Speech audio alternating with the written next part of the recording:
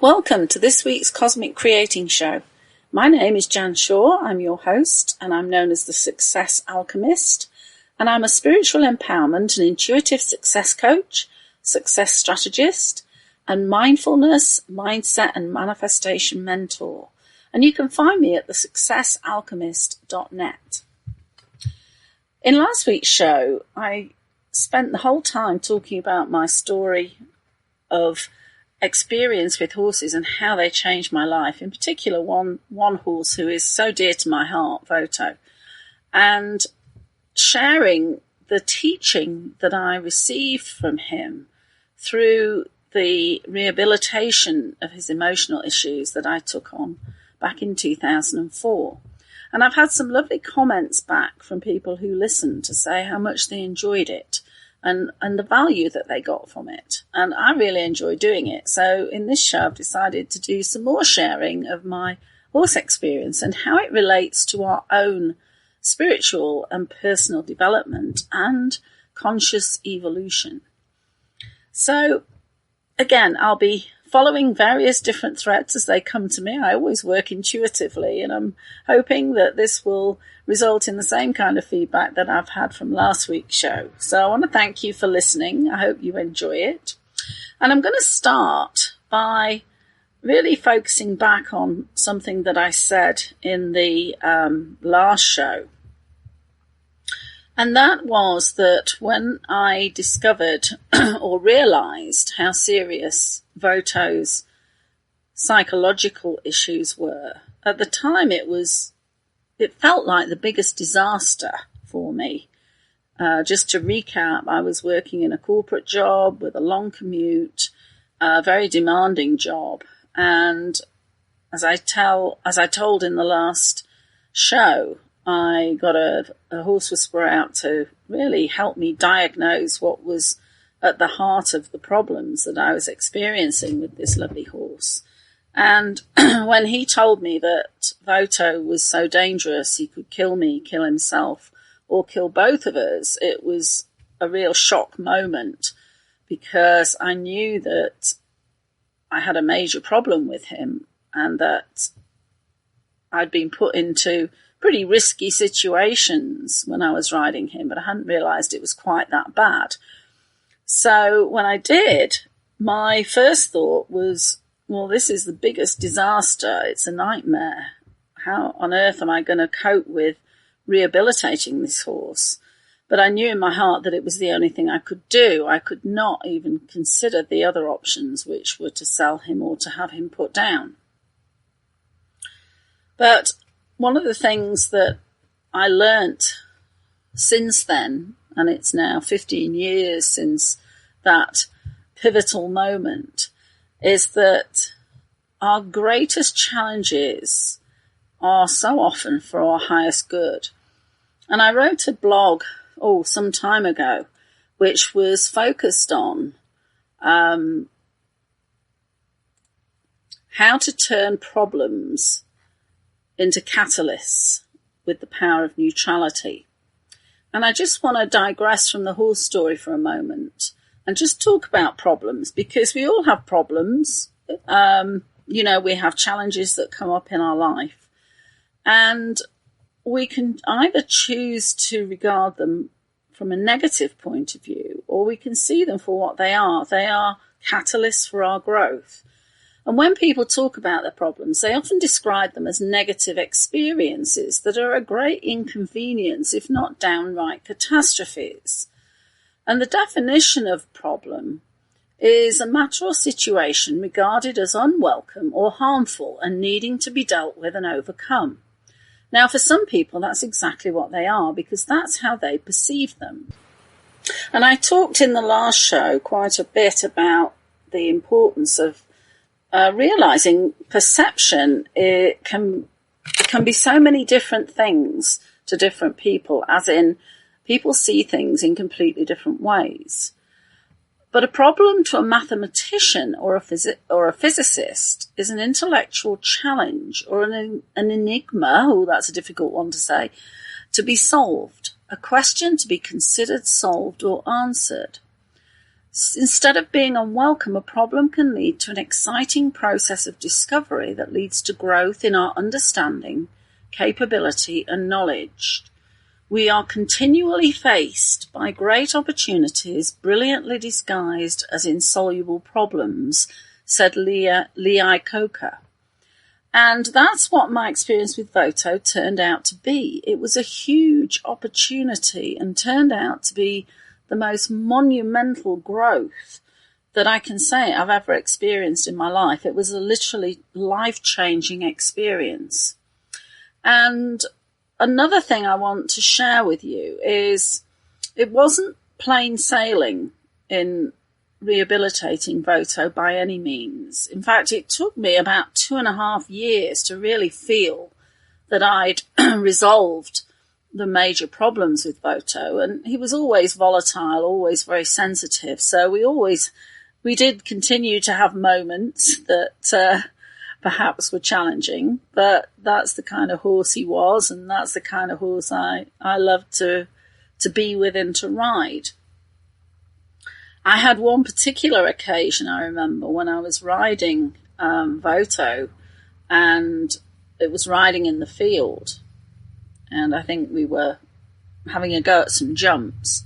And again, he just started to really tense up and get very into that fear mode and anxiety mode. And I remember going home after that particular session in tears, because I felt like I'd just taken huge steps backwards. You know, I was back with a horse that after a huge amount of work with him, he was back to that, you know, uncontrollable exploded bomb kind of state. But again, I said in the last show that I always approach things with that element of analysis and learning. And I really looked into, you know, what do I need to do to get over this? And what I did, again, was to do some more groundwork with him and really address that particular issue. And that was just before the experience I described in the arena, where we had that real eye-to-eye contact and that bonding moment. And so that step backwards led to a huge leap forward. And I think if we approach problems from the point of view of what can this teach us, what can I learn from this, and what do I need to do to resolve this, we end up with huge leap forwards, not only in the results we get, but also in our personal growth. So back again to a topic that I covered in the last show, and that was about the difference between humans and horses. And I was saying that horses are prey animals, but humans are predators, and they're often called, you know, the greatest predators on the planet, because not only do we have this record of aggression, but also we use weapons in the process as well. So, you know, that's, I think, how we got that name. But I want to turn that on its head for a moment, because it occurred to me that we're actually all prey animals to a degree. You know, we're prey to fear, we're prey to negative thoughts, we're prey to self-doubt. And our job, you know, part of our purpose is to address those issues and overcome them. It's no good ignoring fear, suppressing self-doubt, suppressing negative thoughts. We actually have to bring them out into the open, into the light. The light is the greatest healer, and we really have to deal with them. But we also have to shift that perception of them as well. We have to shift our thoughts to other things, to raise our vibration, to focus on outcome, to focus on things that are not going to get us stuck in those problems, but are going to raise us up from those and produce a very positive result. And it came back to me how when I was riding Voto in the arena, and he would get really anxious again and tense and do that unexploded bomb impression, what I did was I found ways to distract him from that. I'd put traffic cones out in the arena, and I'd put poles down in the arena, and I would work on riding him around these obstacles and over the poles, which meant that he had to focus and concentrate on what he was doing. And so it stopped him from focusing on what was going on in his head in terms of this anxiety and stress. And by distracting and replacing those thoughts with focus on these obstacles, that actually helped to release the tension. And it also meant the focus was on me and not on his anxiety. And we can do the same sort of thing when we get these negative thoughts, these fearful thoughts. And perhaps also consider, why am I getting these thoughts? What's triggering these fearful thoughts, these negative thoughts? And also think about, well, what can I do to change this perception? What can I do to change what I'm afraid is going to be the outcome? And that leads us to taking appropriate action and doing things to resolve the situation rather than get lost in the situation. And by doing this, what you're doing is you're changing outcomes. You're really manifesting the outcome that you want rather than the outcome that you fear. And I want to just use an example of how we can really step out of our comfort zone to achieve those outcomes. There is a condition in horses, and in the UK it's called being herd bound. In the US it's referred to as being barn sour. And I watched a video by a well-known horse trainer in the United States that was showing a way to deal with this. And to be honest, I was absolutely appalled, because what this trainer was doing was yanking on the bit, and you could see that she was fighting the horse instead of coming up with a creative way to resolve this problem. And just to explain what it is, a barn sour or herd-bound horse is one that doesn't want to leave the rest of the horses. It is dependent on the herd. And so it often causes problems if you're going out on a ride, that the horse doesn't want to leave the barn. And also when you're returning, the horse just wants to rush back and get back to the barn as soon as possible. And that can create a dangerous situation. You know, you could lose control of the horse. If you think about it, the horse is preferring other horses to the rider. And this means that there is a lack of trust and respect in that rider. And I have a saying, to gain respect, you must first build trust.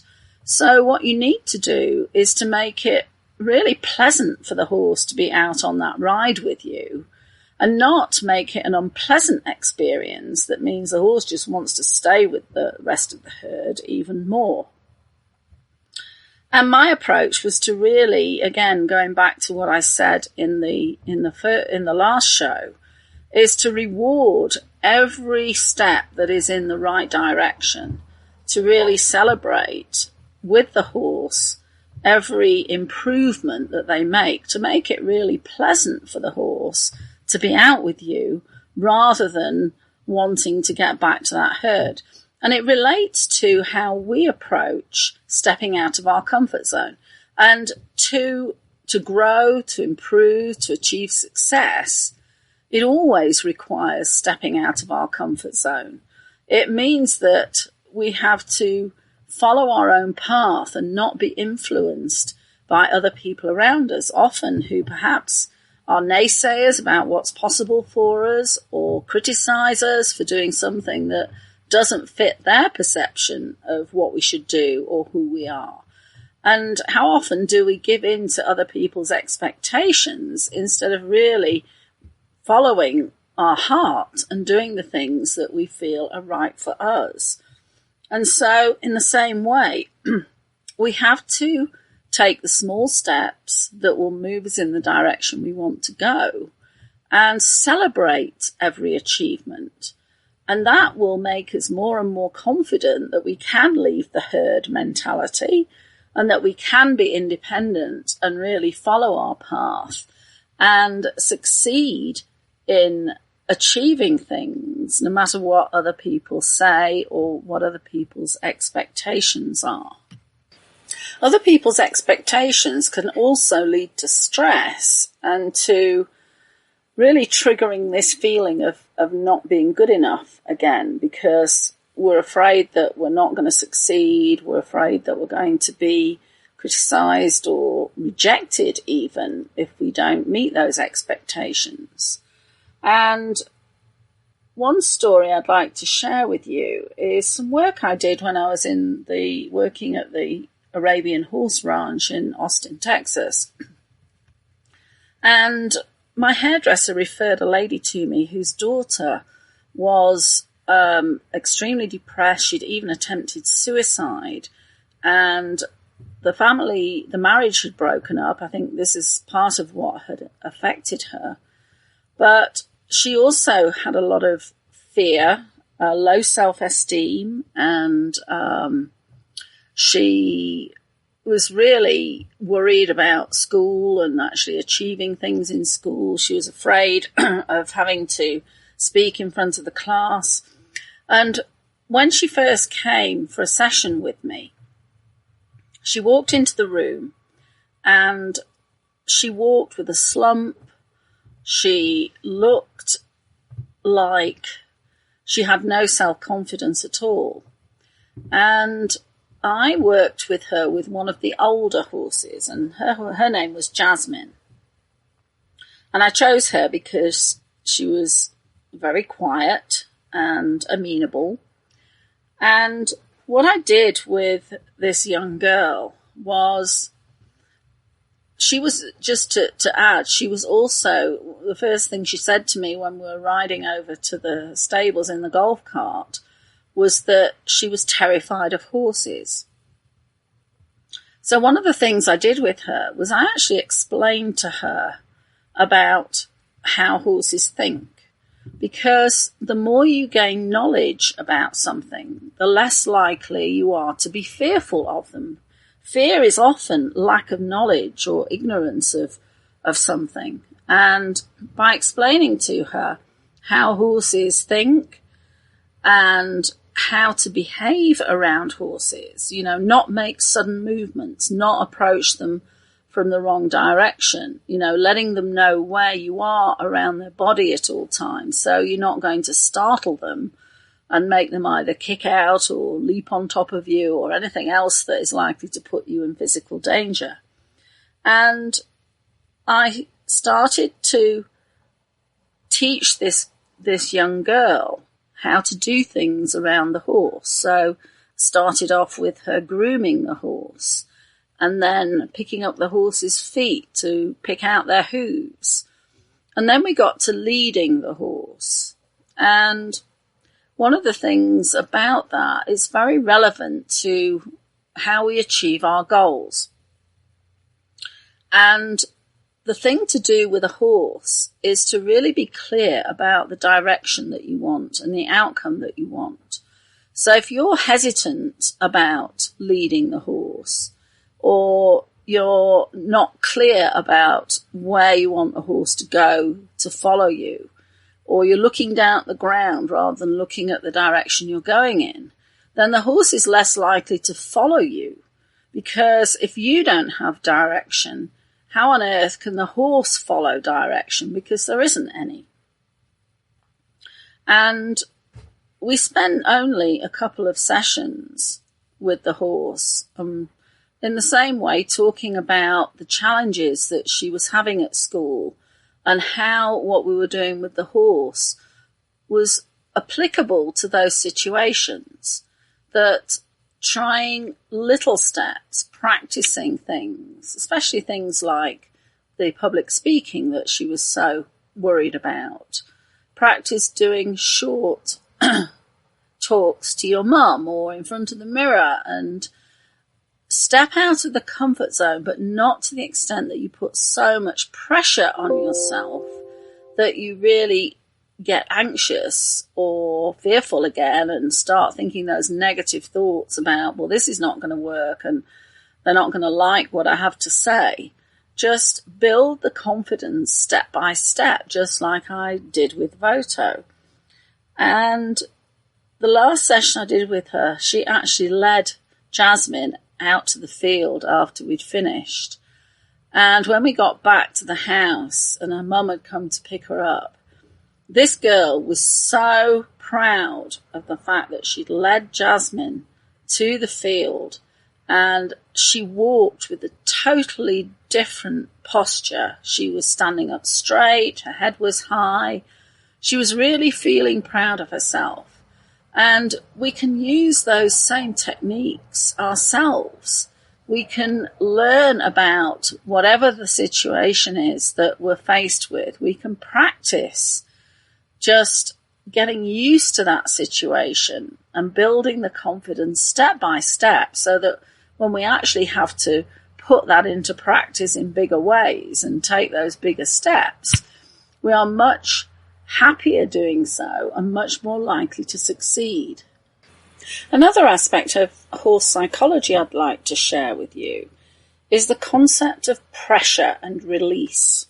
And I also use the term advance and retreat. And the horse will naturally respond to pressure by pushing into it, by pushing back. And one of the things that young horses are taught to do is taught to be tied to a hitching post or a tie ring. And when they feel the pressure of a halter on their head, their natural response is to pull back and keep pulling back.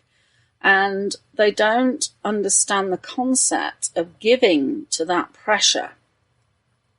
And I've heard some horrific stories about people with young horses that tied them to a post, and the whole approach was they're going to pull back and pull back and pull back until they learn to actually give to it. Well, unfortunately, there have been instances of horses going into panic and really injuring themselves badly because they get into panic because this pressure that they're experiencing will not release.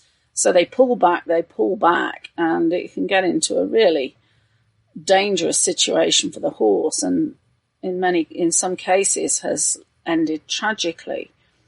There are much better ways of training a horse to give to pressure. And this again comes back to this concept of awareness and being in the present moment. And it's also the concept of timing. When a horse gives in the slightest way, they have to be rewarded.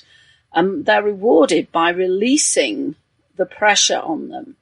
And again, step by step, baby steps, you have to respond very quickly to the slightest, what they call try, so that they will learn that there is reward in actually giving to that pressure, and that it's actually not going to harm them in any way. And that's a much more humane way of teaching a horse to give to pressure. And again, it is like advance and retreat. And the pressure can be not just physical, but psychological. We are putting pressure on horses psychologically to allow us to ride them, to put them into situations that they might instinctively react with fear. And we're gradually conditioning them to accept situations that instinctively they would actually try to avoid. And the same thing applies to humans. Again, I love the way the horses can teach us so much about this, because how many times do we put pressure on ourselves often by expecting huge leaps forward in progress, which are actually not realistic. And I know I keep repeating this, but we really need to celebrate every smallest step in the direction that we want to go. So instead of putting pressure on ourselves to achieve these big goals in a very short time, or in very, small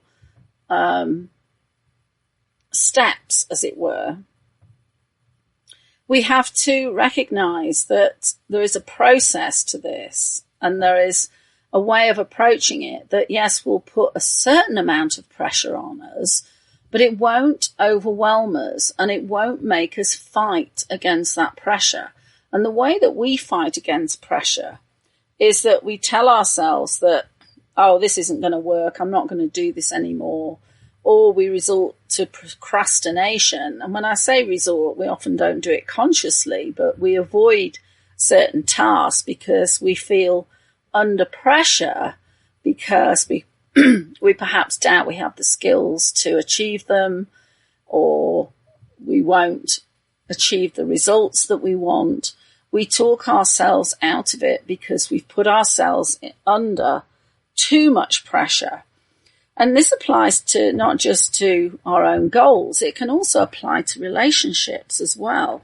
And if we're put under pressure by somebody, we very often respond by pushing back.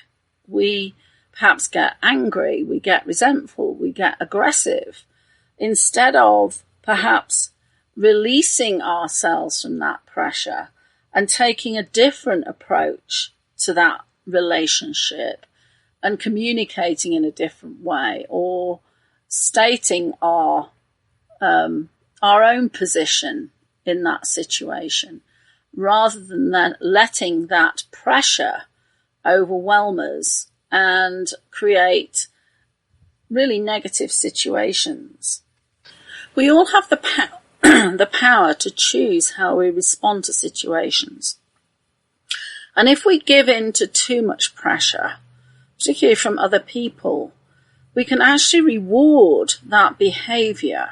We can reward that person by giving them the outcome that they want, and imply that their approach is actually a good one. We can in effect reinforce that behaviour rather than discouraging that behaviour.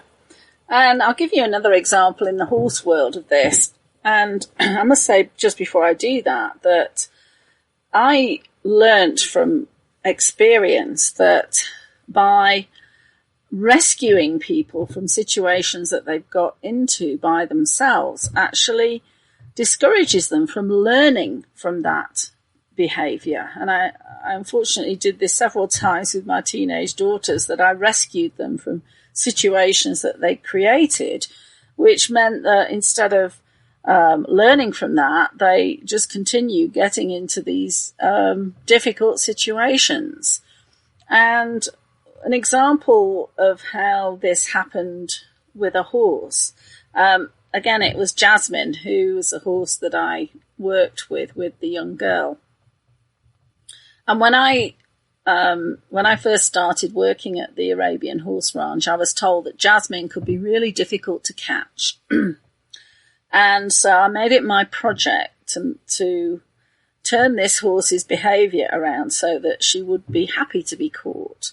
And there was one particular day when I was bringing in the horses from the field, and I think the farrier was due, so, we had to get them in ready to be trimmed or shod, depending upon their needs. And Jasmine wouldn't be caught. So I took the rest of the horses into the stable, fed them, and then went back to the field. And Jasmine was running around and neighing because she was left on her own, and she was definitely not happy to be on her own. So once again, I tried to catch her. And no, she didn't want to come. So I said, okay, that's your choice. And so I went back to the barn again and did some more work in the barn with the horses. And probably 15 minutes later or so, I went back to the field. And this time, Jasmine decided to let me catch her. And so I rewarded her. Now, as a side comment, I know of horse people who, when they've got trouble catching a horse, when they finally do it, they actually punish the horse. And what they don't realise they're doing is they're punishing the horse for being caught. They're not punishing the horse for not being caught. At that moment, the horse has actually complied. So it's very counterproductive to punish a horse when they've agreed to be caught, because that's going to make them think the whole experience of being caught is unpleasant, rather than rewarding them and saying, well, actually, you being caught is not bad at all because I get a treat. But the point I want to make is that we can teach a horse to choose what is most beneficial for them, because what Jasmine experienced was how unpleasant it was to choose not to be caught, because she was alone in the field, she was getting anxious, she was calling to the other horses, and she needed time to really work out what was in her best interests. And so by making that choice, she realised when she was caught and rewarded for it that perhaps this was the better course of action, that it was much more pleasant to allow herself to be caught and go into the barn with the other horses than it was to stay out in the field and suffer the discomfort and the stress of being left alone. And from that point on, she was so easy to catch. She would come in with the others. And I mentioned in the last show the book by Mark Rashid, or the books by Mark Rashid. And he was taught by a very wise older horseman that if we give the horses the opportunity to choose, then they will be much more compliant and the change will be much more lasting than if we force a horse into a course of action. And again, to bring this into human terms, we always have the power to choose what is the best course of action in any situation that is in our best interest. And sometimes we have to go through these stressful situations and perhaps a behaviour that doesn't work for us to learn what is the best approach to things. But again, we have to choose that consciously. If we're forced into some course of action that we really believe at that time is not in our best interests, then we're not going to want to comply again or to repeat that same experience. We're going to fight it. We're going to look for alternatives. But if we actually choose to our decisions, we actually choose or recognize what is in our best interest, that is going to make a huge impact in how we approach things in the future. And it kind of links to what I do with coaching, because if you try and tell somebody what they ought to do, and they aren't of the mindset that they believe that is right for them, you are going to get resistance. Whereas if you can approach it in a way that leads them to that conclusion themselves, then it's going to make, A, they're going to accept it, and B, it's going to have a much more lasting impression on them and a lasting impact on their behaviour. So going back to Jasmine, if I had left her in the field on her own and then taken the horses back to her without having caught her, I would have actually rewarded that behaviour, because she would have had the company of the horses again, without learning the lesson that actually it was much better for her to allow me to catch her. So we need to be very careful about how we respond to situations to make sure that we're not rewarding the wrong behaviour, and that our approach is actually focused on leading to the outcome that we want. And that leads me to something else I want to mention, which is the approach of one particular horse trainer. And This is somebody that I mentioned in the first show I did, in the last show on the subject of horses and people and consciousness. And this particular natural horsemanship trainer called Pirelli, he put together this program on how to train horses in the natural horsemanship way. But he did it in a very formulaic way. It was very structured and almost rigid in the approach. And what happened was, I heard a story from my dressage trainer that people were employing these techniques without really understanding the underlying principles of equine psychology and this concept of reward and the timing of reward. And again, this is what I was saying about being in the present moment. You have to be so present in order to catch that right moment to reward a horse, to reward someone, so that you are rewarding the right behaviour. And I heard from her that some people using this approach had actually created more problems with their horse than they had when they started, because their timing was such that they were rewarding the wrong behaviour. And it's the same with dogs, with all animals really, that they are so in the present moment that if you reward them for something, after the event, they don't associate that reward with whatever they did that deserved that reward. And the other thing is that every animal has its own personality. Every animal has its own needs, and you can't apply a formula to an animal just in the same way that you can't apply a formula to people. Every person is different. You have to approach it in a different way. And as I said in the last show, horses haven't read the manual. They haven't read the so-called rules that if you do this with a horse, you're going to get this result. Every horse is different. You can't deal with a very sensitive, high-spirited horse in the same way that you would deal with what I would call a cold-blooded horse, which are much more placid, they're less reactive and so on. You have to assess the individual and deal with them accordingly, and also deal with whatever stage of their training they're at. Because it's just like children. You can't expect a kindergarten child to deal with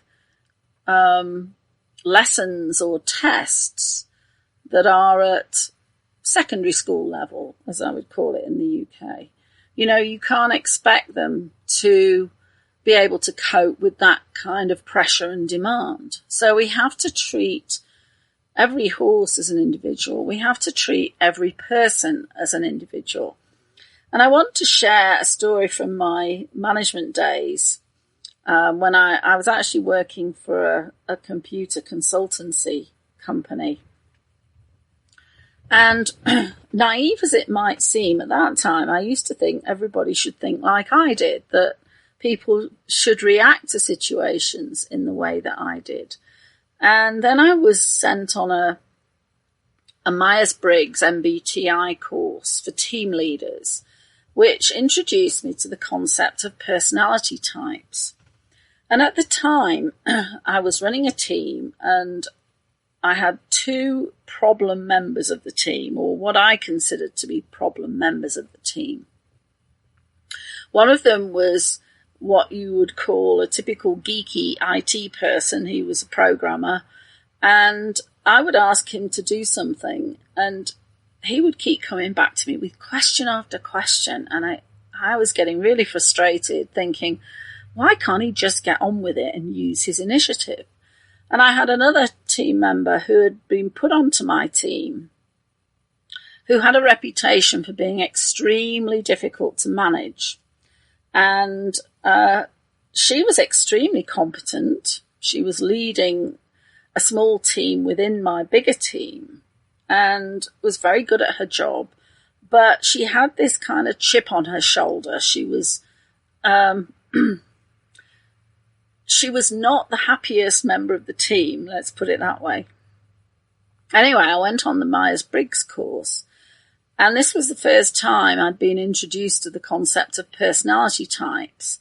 And what I learned, without going into the technical details of Myers-Briggs, was that the geeky guy was somebody whose personality needed absolute chapter and verse on what he was asked to do. He needed all the data, all the information before he could move forward. He needed to be in a position of certainty about what he was meant to do so that he didn't get it wrong. And once I recognized this personality, instead of that frustration, I altered my approach to him, and I recognized his needs. And so I started to communicate and provide information that would enable him to move forward. Excuse me. And that resolved the issue of how we were working together and his performance. Now, in the case of this lady who was supposedly, a really difficult employee, what she needed was constant reassurance that she was doing a good job. She needed that feedback, that emotional feedback, to make her feel valued, to make her feel her work was appreciated. And if she didn't get that, she felt undervalued and became very resentful. Well, it was interesting because when I realized this, I changed my approach completely. And so I would go out of my way to recognize the work she was doing, to praise her for everything all the good work she was doing. And her attitude changed completely. And when I actually left the company, she said I was the best manager she'd ever worked for. And that was because what I had done is I had altered my approach so it fitted her personality profile. And this is something that we need to recognize when we're dealing with people, when we're in relationships, because different personality types communicate in different ways. They respond to things in different ways. They have different needs. And if we're expecting everybody to respond the way we do, which is what I used to do, and if we expect people to have the same needs as us emotionally and mentally, then that is going to lead to communication breakdown and also the breakdown of the relationship. So the more we can put our attention on the other person and what they need and how they're responding to things, then we can adjust our approach to get the best results out of every situation. And this is what, I learned to do this as well with the horses, that I could deal with one horse in one way and yet have to deal with another horse in a completely different way. And it comes down to their temperament, personality, their level of self-confidence. Going back to pressure, if you have a very confident person, you can put more pressure on them than someone who is perhaps lacking in that self-confidence, where they need more encouragement, where they need more support, where they need more information and more instruction. And so we must adjust our approach according to who we're dealing with, rather than expecting us to be the kind of the yardstick for how we expect everybody else to behave. The other thing we must do is recognize that people relate to different people in different ways. And horses relate to different people and different horses in different ways. And if we see somebody behaving towards somebody in one way, we can't assume that we can behave in the same way. So, for example, if we see somebody go up to somebody and give them a hug, that doesn't mean to say that we can go up to that same person and give them a hug as well, because if we don't have the same relationship with that person, then they're likely to feel that it's an invasion of their space or that it's inappropriate. And I've got another horse example of this. At the same time that I had Voto in England, I also had an ex-racehorse whose stable name was Bertie. And he was a real sweetheart. He'd been bought for my daughter, but she'd actually given up. And so I decided to keep Bertie. But I had, over, a year or two by this point, had really built a relationship with Bertie where he trusted me. He allowed me into his space. And it was a particular day when I had a chiropractor out to treat the horses, and I used to do that on a regular basis. And I was holding Bertie for this treatment, and, I had my arm around his neck, and I was really close to him and almost hugging him around the face. And the chiropractor saw me doing this, and she tried to do the same thing. And Bertie's response to this was to throw his head in the air and push her away. And it was as if he was saying, you don't have the right to do that. You haven't earned the right to do that. And it was really amusing at the time, but it's a really great lesson that, we have to earn the right to be in someone else's space. And just as I was talking before about pressure and release, we can put people under pressure just through our energy, because we have this aura around us, and different people have different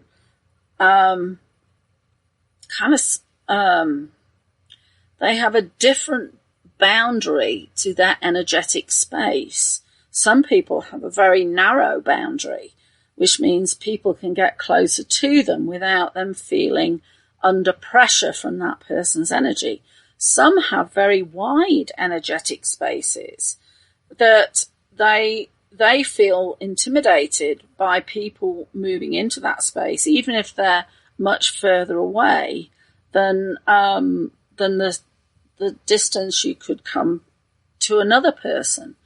And again, this is about energetic communication.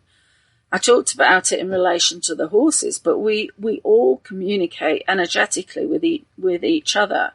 And for the horse people among us, I just want to reference another book that I found extremely useful, and it's one of the few books about horse training that actually talks in terms of energy. And the book is called Zen Mind, Zen Horse, by a guy called Alan J. Hamilton.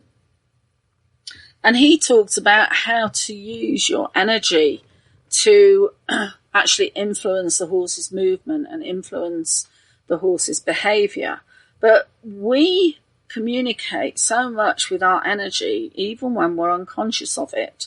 And if you think about it, how many times do you walk into a room and you know immediately if there's an atmosphere in the room, say somebody's had an argument, or there's an element of awkwardness between the people there?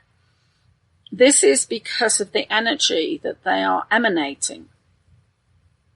And even if you're not conscious, you absolutely pick this up. And one of the things that we can do with our energy is actually to influence other people. And I don't mean in a manipulative way.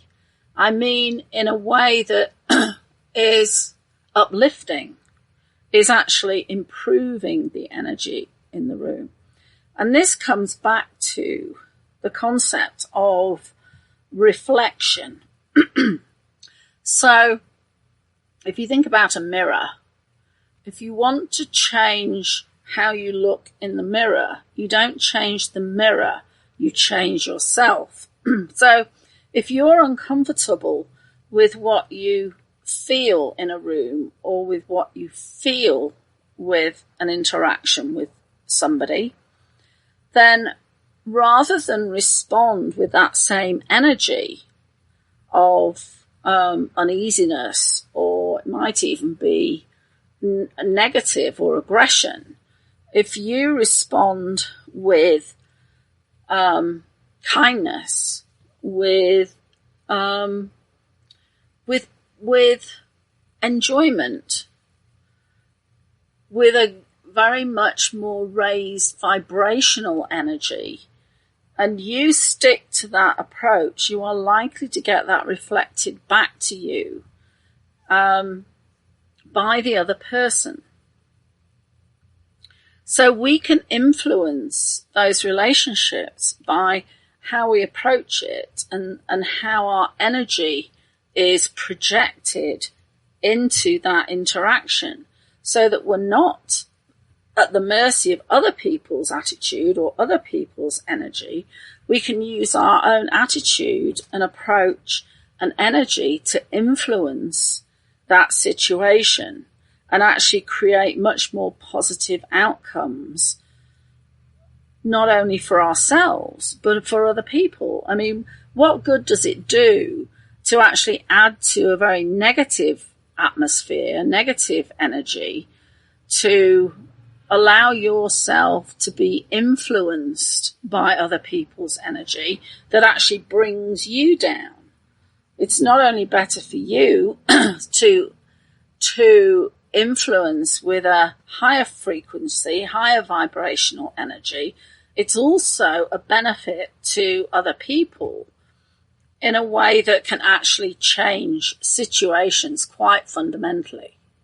I've just started reading a book by James Redfield. It's called The Secret of Shambhala, and the subtitle is In Search of the 11th Insight. And again, it's a fictional book that is about how we can manifest outcomes. And there's one particular part of the book, and I have to add that I found this book on a shelf and was drawn to it, and thought this morning, after I'd read some more last night before I went to sleep, I thought, I was definitely meant to find this book. It was another case of synchronicity. But this particular scene in the book was of the hero has been led to go to Tibet to find what is considered to be a mythical place called Shambhala, but in the book it's saying that this is actually a physical place where people of much higher consciousness are actually living, and that the higher consciousness is what we're all aiming to achieve. And he's staying at a hotel in Tibet, and he goes into the area around the pool, and there's a lot of people who are grumpy, looking pretty miserable, unhappy, and somebody walks into the area, and the way it's described is he's smiling, he's happy, he's glowing, and he sits down at a table and he starts talking to a person at the next table, one of these grumpy people, and he's shining his light so much and shining that positive energy that he gets into a conversation with this man and they end up laughing together, and the whole atmosphere of the area around the pool changes dramatically. So people are starting to talk to each other, and they're smiling and they're laughing. And it's a great example of how one person can change the whole atmosphere of the room by their own energetic influence. And we all have the power to do this. Unfortunately, a lot of the times, and I'm as guilty as anybody, we can be influenced by the person who we're talking to or who we're with that is in a pretty bad mood or feeling grumpy or generally unhappy. And we can allow ourselves to be pulled down to that lower vibration. But just imagine the opposite. If we're able to stay in that positive energy and to not be influenced by that other feeling, then we are likely to impact that other person and help them to raise their vibration and frequency to match our own.